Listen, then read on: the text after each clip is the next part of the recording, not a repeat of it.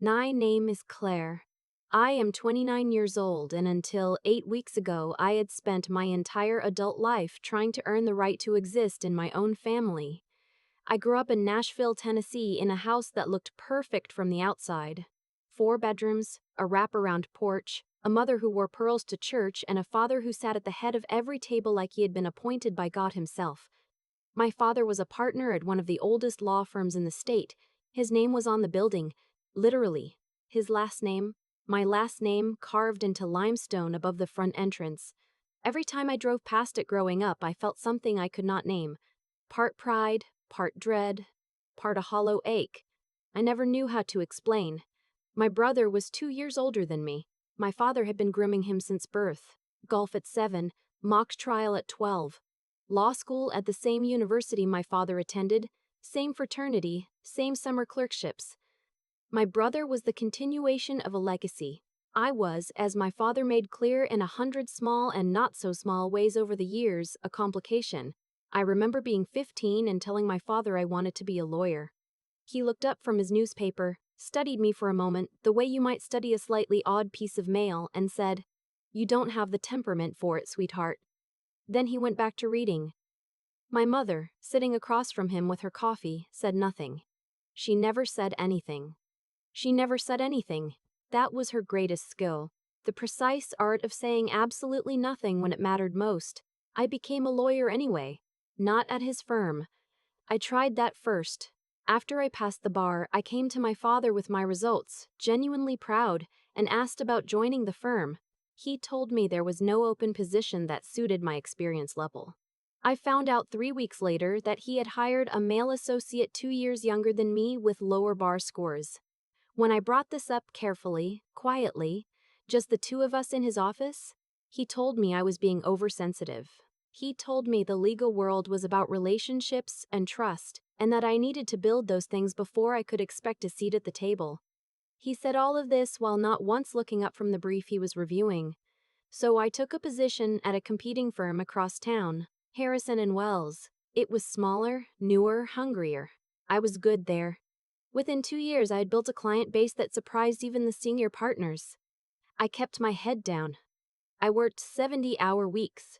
I did not brag about it at family dinners because I had learned that anything I succeeded at was either minimized or quietly transformed into evidence that I did not need the family's support. What I did not talk about at family dinners, what I did not talk about anywhere, was what I had started to notice in the course of my work.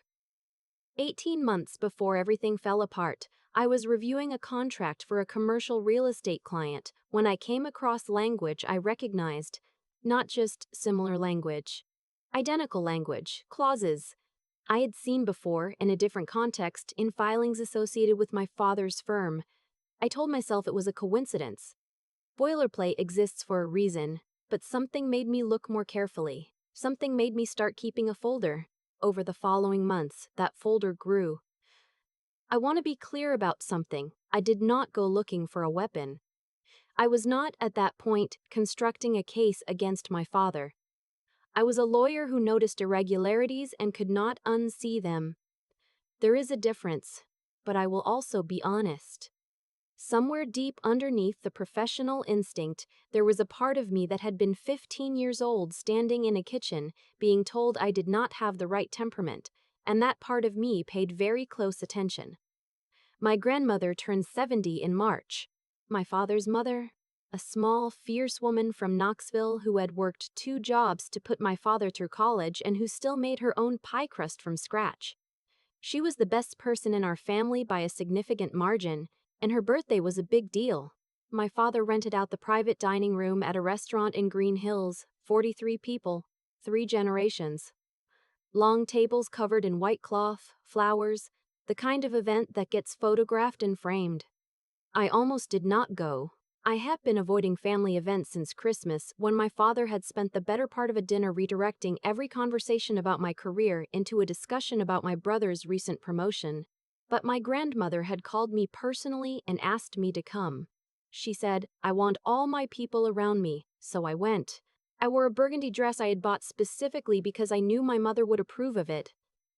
I laugh at myself for that now. I was still doing that at 29. still calculating what would generate the least friction. The evening started quietly enough. Cocktails, photographs, my grandmother holding court at the center of the room, with the kind of energy that makes you understand where my father's confidence came from, even if she used hers entirely differently. I talked to cousins I liked, ate bread I did not need, drank one glass of wine slowly. We sat down to dinner. My father gave a toast to my grandmother that was genuinely beautiful.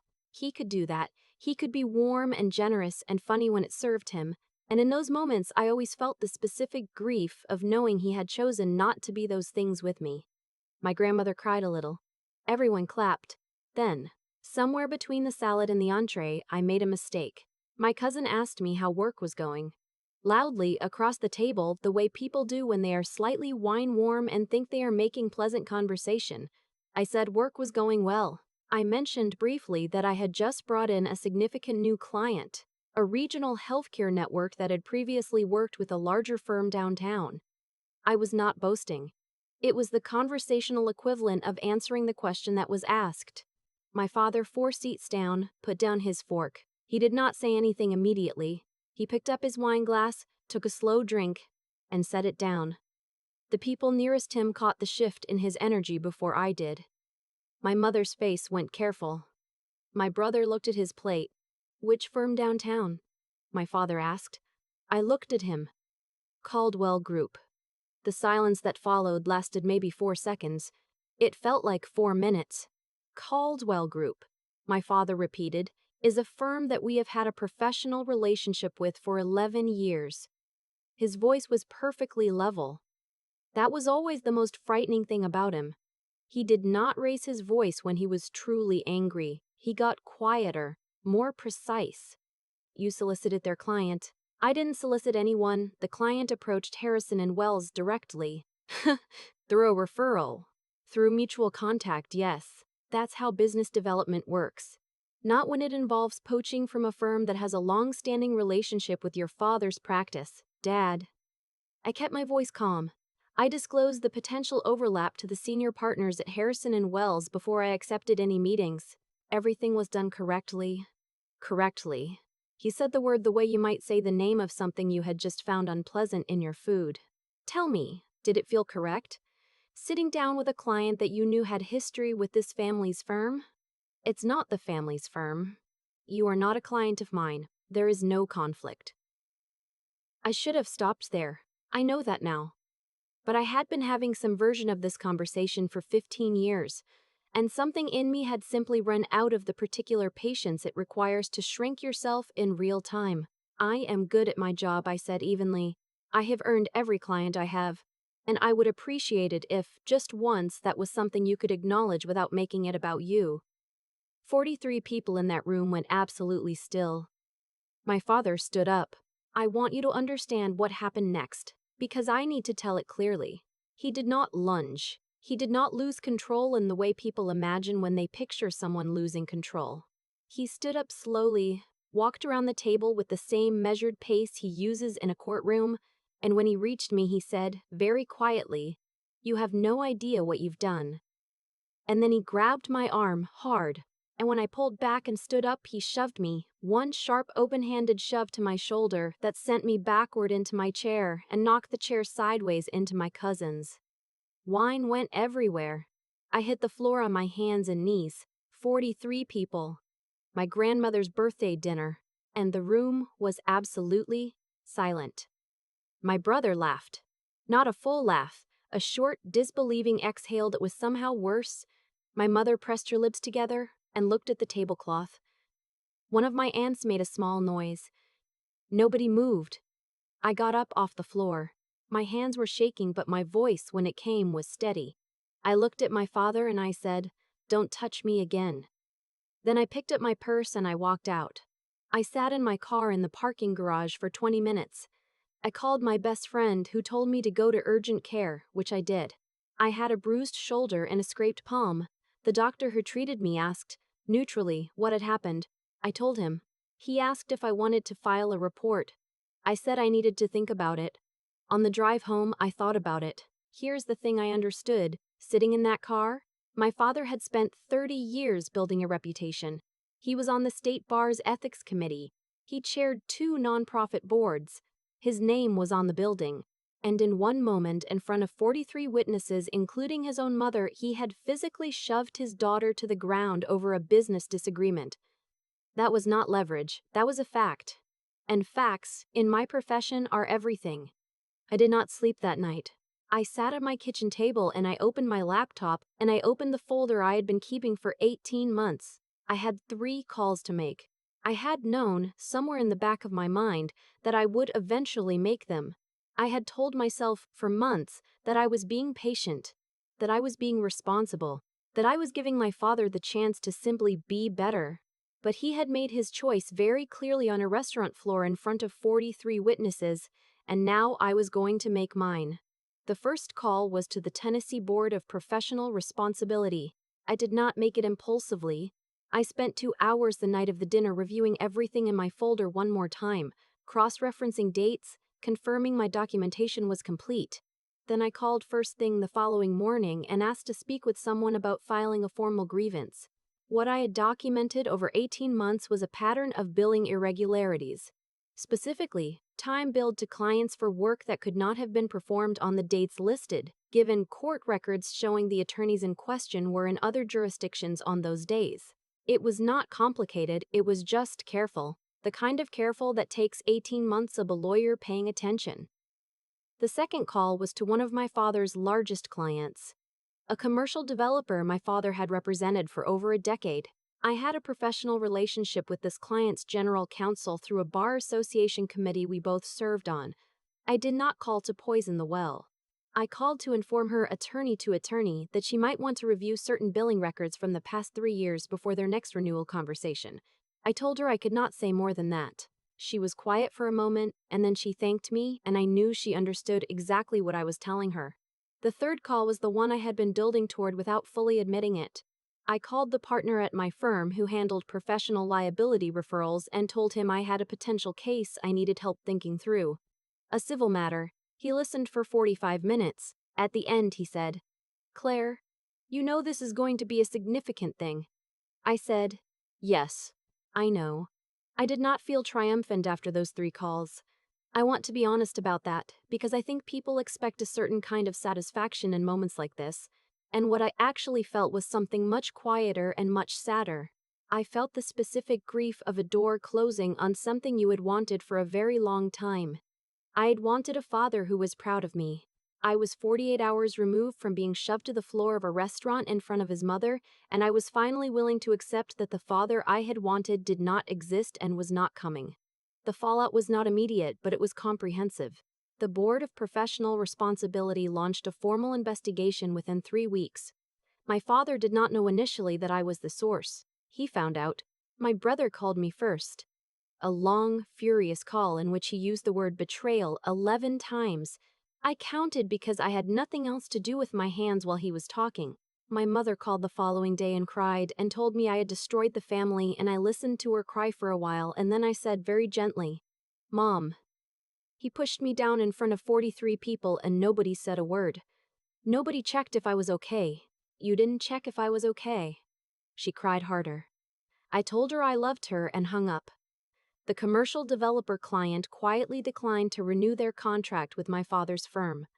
That loss alone triggered a review of the firm's financials by the remaining partners. I do not know exactly what they found, but I know that 2 months after my grandmother's birthday dinner, my father's name was quietly removed from the senior partnership roster. He was not fired publicly. Nothing in law ever is. But his name came down from the building. I drove past it on a Tuesday morning and looked at the blank limestone where his name had been and felt something I still cannot fully describe. The civil matter is ongoing. I will not say more about that here. What I will say is this: not one person at that dinner called the police. Not one. 43 people watched a man shove his daughter to the ground, and not one of them picked up their phone while it was happening. 3 of them called me afterward to say they were sorry they had not done more. I appreciated those calls. I was also clear with each person that an apology to me after the fact was worth considerably less than the moment they chose to stay silent. Those relationships are not the same as they were. They may never be. My grandmother called me 4 days after the dinner. She had been trying to process it, she said. She said she did not understand how her son had become someone who would do that. She cried, and unlike when my mother cried, it did not feel like accusation. It felt like genuine grief. I told her I loved her and that none of this changed that. It was the hardest conversation I had in all of it because she was the only person in that room who had not, in some way, chosen my father over me. She had simply been too shocked to act in time, and at 70 years old, on her birthday, I could not hold that against her. She sent me flowers the following week with a note that said, "You have always had more of my temperament than his. I'm sorry it took me this long to say so out loud." I kept that note. It is the only thing from any of them that I kept. What I want to tell you, what I think about when I think about the 8 weeks that changed my life, is that I did not win anything. That framing is wrong, and I think it matters that it's wrong. I did not get the father I wanted. I did not repair a family. I lost things that were real and that I had loved, even when they were damaging me. My brother will not speak to me. My mother and I exist in a fragile, careful arrangement that is not closeness but is not total estrangement. And I am making peace with the fact that it may stay exactly like that indefinitely. What I did was stop paying a cost that was not mine to pay. I had been paying it since I was 15 and told I did not have the right temperament. I paid it through law school and through bar exams and through 100 family dinners where I arranged myself into the shape that caused the least conflict. I paid it in the currency of my own ambition, carefully managed so it never shone too directly and made my father uncomfortable. I paid it in a restaurant in Green Hills on my grandmother's birthday, on my hands and knees on a hardwood floor. At some point, you have to decide that the cost of keeping the peace is higher than the cost of ending it. That line is different for everyone, and I am not here to tell you where yours is. I only know where mine was. It was on that floor, in that moment, in the silence that followed, when 43 members of my family looked at what had just happened and made the collective choice to say nothing. I have a very good therapist who has helped me understand that my father's behavior was not a failure of my earning power. I did not fail to earn his respect because I did not try hard enough or succeed strongly enough. He was never going to give it, because his withholding of it was not about me. It was about him and his fear and his need to maintain a specific hierarchy that my competence disrupted simply by existing. That is not my fault. It took me 29 years and a bruised shoulder to believe that fully, but I believe it now. The Monday after my grandmother's birthday, I walked into Harrison and Wells and I told the senior partner everything. He already knew some of it, the client situation, the grievance filing, but I told him the rest, the personal part. He listened without interrupting, which I respected enormously. Then he said, "Claire, I want you to know that what happened to you was not okay, and I want you to feel supported here." 3 months later, he offered me a path to partnership. I accepted. There is a version of this story that is about revenge. I understand why people find that framing satisfying. My father lost clients, lost standing, lost his name on the building. His billing irregularities are now under formal investigation. The professional consequences are real and ongoing. If you need that to be the point, I understand. But the version of this story I actually live in is simpler and less dramatic. It is about a woman who spent most of her adult life trying to earn something that was never going to be given, and who finally, at 29, stopped trying. Not because she gave up, but because she chose, very deliberately, to build something real out of what she actually had, rather than continuing to break herself against something she did not. The folder I kept for 18 months was not a weapon I built against my father. It was evidence. It existed because I am thorough and because I am, as it turns out, actually very good at my job. What I did with it was simply my job, carried out by someone who had finally decided that she was worth protecting. My father has not contacted me directly since the dinner. I have not sought him out. I do not know if we will ever speak again. Most days I find I have made my peace with not knowing. Some days I sit with the grief of it. The specific, complicated grief of losing a parent who is still alive, who chose his pride over his daughter on a restaurant floor and has not, to my knowledge, lost a single night of sleep over it. Those days, I go for a long run along the Cumberland River. I call my grandmother. I come home and I make dinner and I sit with the knowledge that I built this life myself, out of the exact temperament I was told I did not have. It turns out I had exactly enough.